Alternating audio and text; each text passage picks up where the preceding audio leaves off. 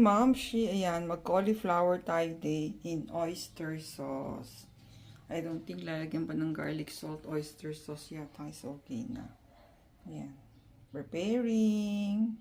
Cook na our cauliflower in oyster sauce. So, chicken yung ating sahog natin.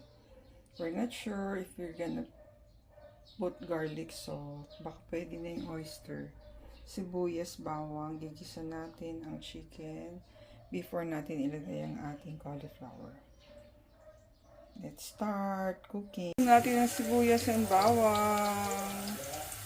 Nagisa na natin yung chicken sa ating cauliflower with oyster sauce. Papalambutin muna natin bago natin ilagay ang ating cauliflower and our oyster. Kilo chicken yung nalagay natin. Dapat yata 1/4 lang. Anyway, yan. Ulam na yan. No rice tayo today. Natin ng konting water siguro, half cup. Para lumambot yung chicken natin before ilagay natin ang ating cauliflower and oyster sauce. So, wala pa yung sauces. Nalagay na natin ang cauliflower and oyster sauce sa ating cauliflower with oyster sauce and chicken ang ating nilagay na sahog.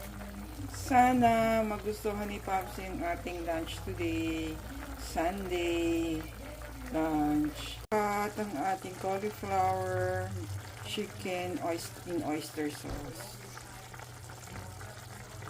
Sana magustuhan ni Pops yung ating Sunday lunch.